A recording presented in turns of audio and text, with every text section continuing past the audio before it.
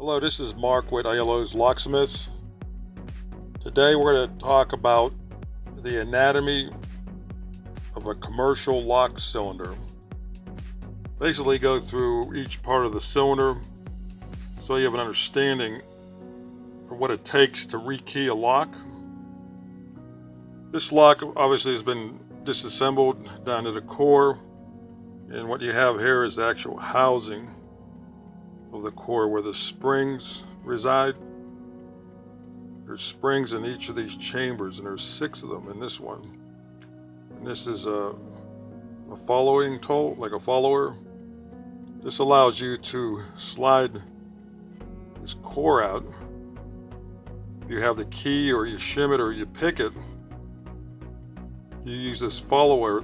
Once you turn the core inside the housing, you use this follower to push the core out of the front of the housing. That way it gives you access to all these chambers right here. There's 6 in this one. This is a 6-pin lock core. And what holds it all together so the core doesn't pull out when you use the key is this cap. This retainer cap has it's a circular disc, and it doesn't move because it has this little retainer pin with the spring.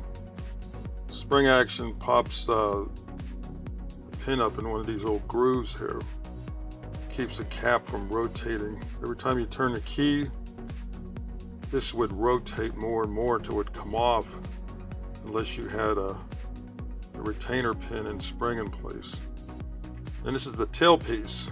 This is what actually goes into the latch assembly area to allow you to retract the spring latch or spring bolt, depending on what kind of lock you have.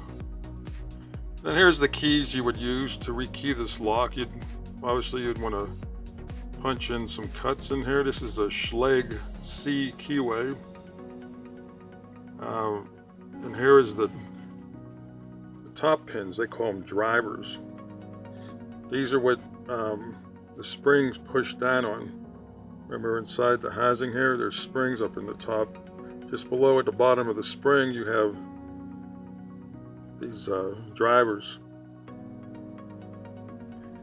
And this lock here, cylinder, has been master keyed. So there's the master key, or the wafers, or the pins that are used to make multiple keys work one lock. And then down here at the bottom, we have the bottom pins. They have like a point on them. They're smooth, so the cuts on a key will ride underneath this, so it makes for a smooth insertion of the key. And they, they're beveled down, and these are the bottom pins that come in different sizes depending on the cuts on your key. So that's basically it. A good overview of a lock cylinder. If you have any questions about this video, or you need locksmith service, please call us at 404-365-8556. Thank you.